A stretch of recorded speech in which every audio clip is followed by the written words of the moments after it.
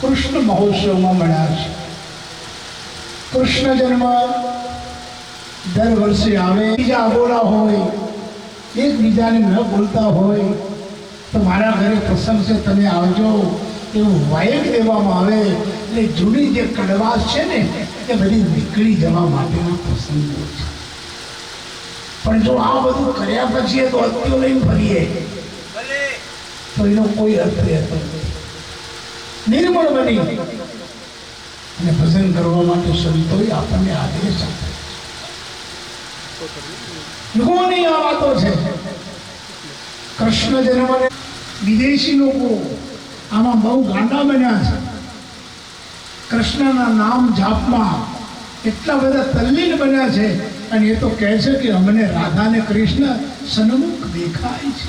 આનું નામ છે સાક્ષાત. આ ભજનની તાકાત છે. આજે આપણે બધા મળ્યા છે શું કામ? ઈશ્વરના કીર્તન માટે. પણ એ કીર્તન ક્યારે પાકે? એના લાયક બનીએ ને ત્યારે. એકવાર રાધાજીએ મોરલીને કહ્યું, હે મોરલી, અમે ભગવાનની અર્ધાંગના, અમે એના વાસણ ઘસી દઈએ, અમે એના રોટલા ઘડી દઈએ, અમે એના કપડાં ધોઈએ, અમે એનું સમગ્ર કામ કરીએ, છતાં અમે બાજુમાં અને તું એના મોઢામાં અધરામૃતનો રસ ચાખે છે. એનું કારણ શું છે? ત્યારે મોરલીએ કહ્યું કે મારી આત્મકથા તમે સાંભળશો તો તમને ચક્કર ચડશે. દાદા કે કહેતો ખરી? તો કે કાન માંડીને સાંભળો. હું તો પૂર્વે એક વાંસનું ઝાડ હતું, પણ તારા ધણીએ મને મૂળમાંથી કાપી નાખી, એનો એક સાંઠો કાઢ્યો, એના મારા અંદર જે કંઈ ગર્ભ હતો એ બધો તારા ધણીએ ખોતરી નાખ્યો. ખાલી મારું ઉપર ચામડું રહ્યું. મારા ઉપર ચામડું રહ્યું છતાં હું ડગી નહીં. અને ગંગા સતીએ પણ પ્રમાણમાં આપ્યું છે કે મેરું તો ડગે પણ જેના મન ના ડગે મરને ભાગી પડે બ્રહ્મા. વિપત પડે તો એ વળશે નહીં, સોઈ હરિજનનું છે પ્રમાણ. રાધા, એટલેથી તારો ધણી અટક્યો નથી. પછી તો સળીઓ ગરમ કરી મારી માથે 7 છિદ્ર પાડ્યા, છતાં હું ડગી નથી. ત્યારે આજ તારો ધણી મારા પગ દબાવે છે અને હું એના મોઢામાં બેઠી બેઠી અધરામૃતનો રસ ચાખું. આ ભક્તિની તાકાત. કૃષ્ણ અવતાર, કૃષ્ણની લીલાઓ વર્ણવાની છે અને વર્ણ્યા પછી એની અંદર ઉતારવા માટેની તાસીર છે. 5,500 વર્ષ પહેલા કૃષ્ણ ભગવાન. આજે પણ મહિમા એવો ને એવો છે. આપણને એમ જ લાગે કે ભાઈ આજ કૃષ્ણનો જન્મ થયો છે. તો એના લીધે આપણામાં વ્યસનો છૂટવા જોઈએ, રાગદ્વેષ જવા જોઈએ, હિંસા જવી જોઈએ.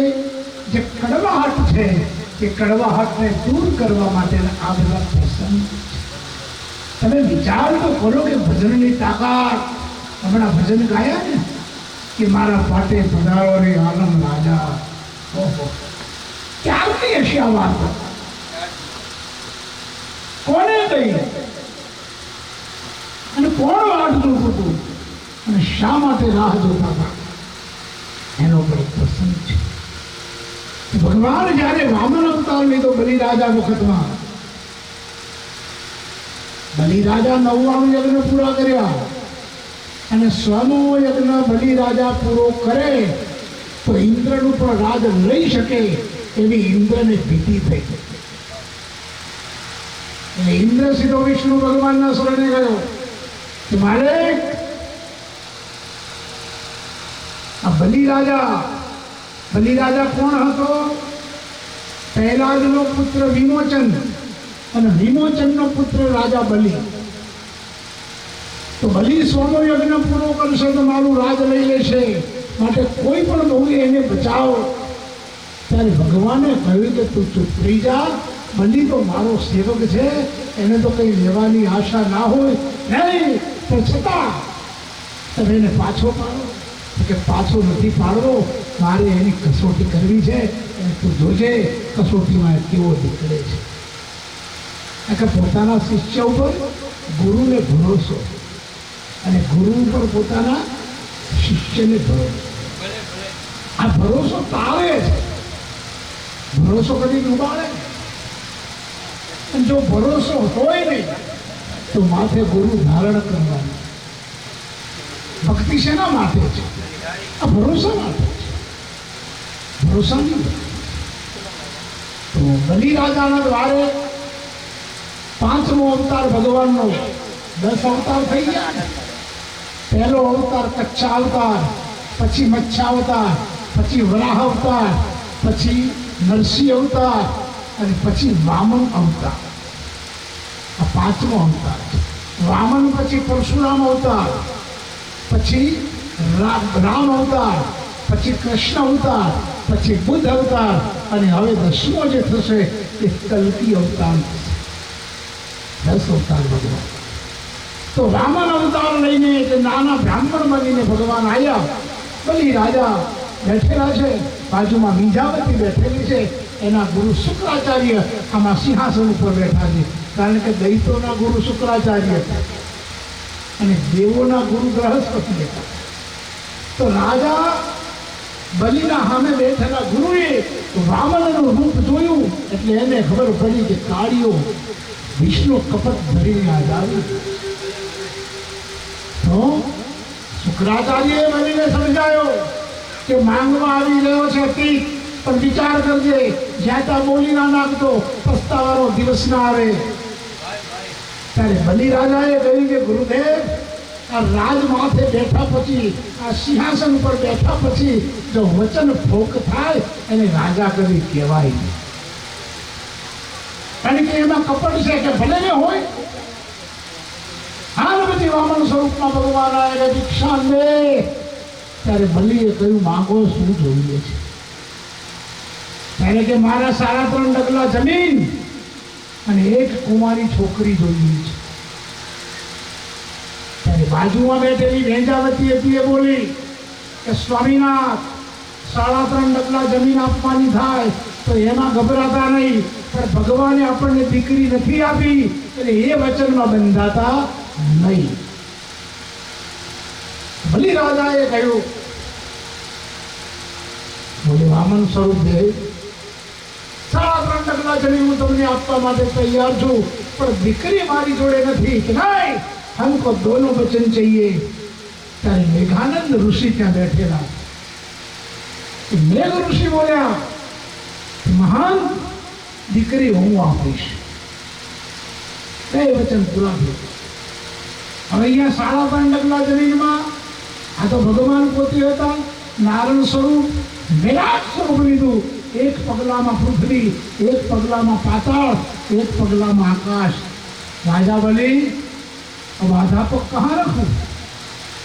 ત્યારે બલિરાજ બોલ્યા કે મારું શરીર પર ધરતી છે, એના ઉપર તમારો પગ મૂકો. અને અડધું પગ ભગવાને બલિ રાજાના ઉપર મૂક્યો અને 5મા પાતાળમાં બલિ રાજાને ચાંપી દીધો. એ ઇતલ પાતાળ છે. ઇતલ પાતાળની અંદર બલિ રાજા પહોંચ્યો. પછી ભગવાને કહ્યું, માગ, બલિ શું જોઈએ છે? ત્યારે કહ્યું કે તમે મળ્યા પછી હવે બીજું શું જોઈએ? સદાય તમે મારી પાસે રહો એવા વચને બંધા. 4 મહિના દેવ તારી પાસે આવશે, 4 મહિના ભોળાનાથ આવશે અને 4 મહિના હું આવીશ. એ રીતે ભગવાન વચને બંધાયા. અને એ વખત ભગવાનની પત્ની લક્ષ્મીજી ભગવાનને ગોતવા નીકળ્યા. વિષ્ણુ ભગવાન દેખાતા નથી, ગયા ક્યાં? ત્યારે નારદજી એ વખતમાં નીકળ્યા હતા પત્રકાર. હવે કે સરનામું નારદની પાસે હોય અને અત્યારે તમારા ગામનું આખું સરનામું કોઈક નારદની પાસે જ હોય. કેમ ચાલે છે, કેવું ચાલે છે એને મળો એટલે ખબર પડી જાય. અને એને પૂછવા જવાનું ના હોય. એના પેટમાં આવ્યું નથી, ઉકળવા માંડ્યું નથી. એ બીજાને કહે ને તાણે જાને શાંતિ મળે. આનું નામ નારદ. એની કોઈએ એવું નામ પાડ્યું છે, એનું નક્કી કરેલું કોઈ રદ ના કરે, એનું નામ નારદ. અને એવો નારદ જો તમારા ઘરમાં આવી જાય તો તમારે પણ છૂટા છેડા સુધીનો મામલો આવી જાય. નારદથી જ શીખતા રહે. અને અત્યાર સુધી કોઈએ ક્યાંય છોકરાના નારદ પાડ્યું એ પાડતું જ નથી. એ નારદજી બલિ રાજાના ત્યાં જવા વિષ્ણુ ભગવાનની પત્ની લક્ષ્મીજીને માર્ગ બતાવ્યો. તો લક્ષ્મીજી ઇતર પાતાળમાં પહોંચ્યા. બલિ રાજાના સામે ભગવાન બેઠા છે. હવે બલિ પાસેથી છોડાવવા માટે કરવું શું? ત્યારે બલિ રાજા કે આવો બેન પધારો, કે તમે મને બહેન કહી તો તમે મારા ધર્મના ભાઈ છો, એમ પોતાનો સારડો ફાડી નાખી અને એની રાખડી બલિના હાથે બાંધી. એ રાખડી બાંધી એટલે બલિએ કહ્યું બદલામાં માગો, તો કે તારા બનેવીને છૂટો કર. બલિ રાજા પાસેથી વિષ્ણુને છૂટા કર્યા. ત્યારથી આ રક્ષાબંધનનું પર્વ રક્ષાબંધન ત્યારથી બંધાય. સમય હતો શ્રાવણ સુદ. હવે અહીંયા બલિ રાજા બહાર આવ્યા અને લક્ષ્મી વિષ્ણુ ભગવાન બહાર આવ્યા. પછી માગણી કરી, વેદાનંદ વચન પાળો. અને મેઘ ઋષિએ પોતાની દીકરીને હાથ મારી, બેટા ઘરમાંથી બહાર આવો. ત્યારે મેઘા બહાર આવી અને ભગવાનના સામે હાથ લાંબો કર્યો. એ ભગવાન પોતાનો હાથ પાછો ખેંચ્યો. એટલે મેઘાએ કહ્યું, હવે ક્યાં થશો? વચન તો માગ્યું છે ને. તો કે આટલા સમય પછી હું તને લઈ જઈશ. 10 આંગણા બતાવ્યા. એટલે મેઘાના મનમાં કે 10 આંગણા એ તો બહુ સમય લાંબો કહેવાય. તો કે એટલો બધો નિરહુમાં હું નહીં કહી શકું, પણ ઓછો કંઈ કરો. ત્યારે ભગવાને 4 આંગણા બતાવ્યા. મેઘાના મનમાં 4 દિવસ તો કાલે વહી જશે, શું વાર લાગશે? તો કે મને મંજૂર છે. તો કે મંજૂર હોય તો વચન આપો. મેઘાએ ભગવાનને વચન આપ્યું. ત્યારે ભગવાને ખુલાસો કર્યો કે 10 આંગણા બતાવ્યા, એમાં મેં 10મો અવતાર કર્યો. પણ તમે ના મંજૂર થયા એટલે 4 આંગણામાં મેં 4થો યુગ બતાવ્યો છે. મેઘાના મનમાં 4 દાડા. એટલે પછી કહ્યું કે આટલું બધું મારે કરવું શું? તો કે જા, તું અવતાર લઈશ તારું શરીર છૂટી જશે, અવતાર લઈશ તારું શરીર છૂટી જશે. કોઈ તને વર્ષે નહીં, પણ જ્યારે કલ્કી અવતારનું ધારણ કરીશ ત્યારે તું મેઘા નામની એ જ મેઘવાળોમાં કન્યા પાકીશ અને તારા હાથનું પાણી હું ગ્રહણ કરીશ. અનેક અવતારોએ લીધા. એની આ રચના છે કે તમે કહીને જ્ઞાતા દિનચાર, આ તો જીતી ગયા દિનચાર રાજા. આ બધી ભગવાનની લીલાઓ છે. કૃષ્ણએ પણ ખૂબ લીલા કરી છે. એક વર્ષ સુધામાં કૃષ્ણને કહે છે કે ભલા આપણે જે ભેરું એક જ ગુરુના શિષ્ય, આ બધા કહે છે કે કૃષ્ણની ખૂબ લીલા, ખૂબ લીલા. તું તો બતાય તો ખરો. કે સમય આવે બતાવીશ. પછી આ બંને જણા બેઠા હતા અને ભગવાનને યાદ આવી સમય પાકો છે લીલા બતાવવા. તો કે દેવી તમે શું કરો છો? તો રુક્ષ્મણીએ કહ્યું કે આ સબ્જી તૈયાર થાય પછી રોટલા બનાવ. તો ભગવાને સુદામાને કહ્યું કે જો રોટલા બને એટલામાં આપણે યમુનાજીમાં એક ડૂબકી લગાવીએ. હાલો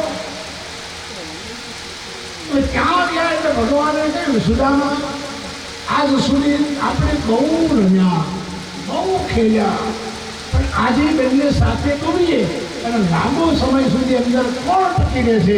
જે ટકી રહે એ મોટો. એટલે સુદામાએ કહ્યું, તારું કામ નહીં, આ કામ મારું છે. સારું. અને ભગવાને એવી કળ મૂકી દીધી કે સુદામા જેવો નદીમાં પડ્યો એવો એક નગરમાં પહોંચી. અને ત્યાં પોલીસ તૈયાર, પકડો. સુદામાને પકડી આ નાવા પડ્યા. પકડીને લઈ ગયા રાજમાં. ભલે મહારાજા, તમારા હુકમ પ્રમાણે સવારના પહોરમાં જે માણસ મળ્યો એને પકડીને તમે રજૂ કર્યો છો. જલ્દી બ્રાહ્મણને બોલાવો, ચોરી તૈયાર કરો, આપણી બહેનને એની સાથે પરણાવી દો. સુદામા તો કઈ સમજે વિચારે એના પેલા લગ્ન થઈ ગયા, આગળ મેલ આપી દીધો. સુદામા તો વિચારે કે થશે શું? સુદામા 2000 છોકરાનો બાપ બન્યો. કુદરતને કરવા કે એની ઘરવાળીને આ નાવા પ્રયાસ, કોક રોગ થયો અને મરી ગઈ. હવે ત્યાં રિવાજ હતો કે સ્ત્રી મરી જાય તો પુરુષે સતા થવું પડે,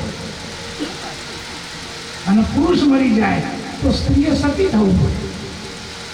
એટલે સુદામાના ઘરવાળા મરી ગયા એટલે બધાએ કહ્યું કે બુઆ નહીં લડો, તૈયાર થઈ જાઓ, નવા કપડાં પહેરવા પડશે, અલંકાર આભૂષણથી સજ્જ થવું પડશે. કે તો કે મારી ફૈબાના પાછળ તમારે સતો થવું પડશે. એટલે કે સતો એટલે કે બળીને ભસ્મ થવું પડે, મારી નાખવા. એટલે શણગારી ઉપડ્યા, મનમાં કહેતા હતા હે કૃષ્ણ બચાય, હે કૃષ્ણ બચાય. તો ક્યાં છે કૃષ્ણ બચાય? ત્યાં પહોંચ્યા શમશાનમાં, અગ્નિ મૂકવાની તૈયારી હતી. સુદામાએ દોટ મૂકી, પાછળ લોટને સુદામા આગળ, બચાવો બચાવો. બહાર નીકળ્યા ત્યારે પછી કૃષ્ણ ડૂબકીમાંથી બહાર નીકળ્યા. ભગવાને તો સુદામા 1 મિનિટમાં મને પાછા આવી ગયા ડૂબકી મારી, અને કે તું હેડ જલ્દી હેડ, પાછળ પોલીસ છે. ભગવાન કે ખરી મજા આવી. ઘેર લઈ ગયા, દરવાજો બંધ કરી નાખ. દરવાજો બંધ કર્યો, ઉપર કટાડી પર ચડી ગઈ. સુદામા ચારે દિશામાં જુએ, ભગવાન મરક મરક હશે. પછી ભગવાન કે થયું છે શું? આપણે જે નાલા પડ્યા, હું જોયો એક નગરમાં પહોંચી ગયો, ત્યાં મને પોલીસ પકડી ગઈ. એક દીકરી સાથે પરણાઈ દીધો, 4 છોકરાનો બાપ બન્યો. મારી છોકરી ઘરવાળી મરી ગઈ એટલે ત્યાં સત્તા થવાનો રિવાજ હતો, અને ત્યાંથી હું દોડ્યો છું. ભગવાન કે નાવા પડે જો નગર આવતું હશે, જો લગ્ન કરી દે બધું આવતું હશે. એટલે તો સાચી વાત છે, પોલીસ પાછળ જ છે. પછી ભગવાને કઈ બીજી લીલા જોઈ છે કે કેમ ડખો કર્યો કે કોઈ દારો બતાવતો નહીં. આ એકમાં કેટલી મુશ્કેલી થઈ ગઈ. એટલે ભગવાન ખટપટ મારો કિશોર હતો, એની ખૂબ લીલાઓ હતી. અને એનો જન્મ અષ્ટમીએ બતાવ્યો. ખટપટો જન્મ છે, બધાના જન્મ નવમીએ છે, એનો જન્મ અષ્ટમીએ છે. આપણામાં 9નો આંકડો બહુ પ્રભાવિત છે. રામ નવરાત્રિ 9, એ 9, રામદેવજીના નોરતા પણ 9, અને બધાનો 9નો જ આંકડો. અને આમ તમે ગણવા જાઓ તો 9, 9 2 18, એટલે 1 ના 8 કેટલા થાય? 9. 9 કરીએ 27, 2 ને 7, 9. 9 ચોકે 36, 3 ને 6, 9. 9 પચાસ 45, 4 ને 5, 9. 9 છકે 54, 5 ને 4, 9. 9 સાથે 63, 6 ને 9, 8 9 81, 8 ને 9, 9 ગાંધી બધામાં 9નું. હરે કૃષ્ણ જન્મ છે એનો એક રાસ આપણે ભગવાનનો ગાઈએ પછી જલમ બાપુને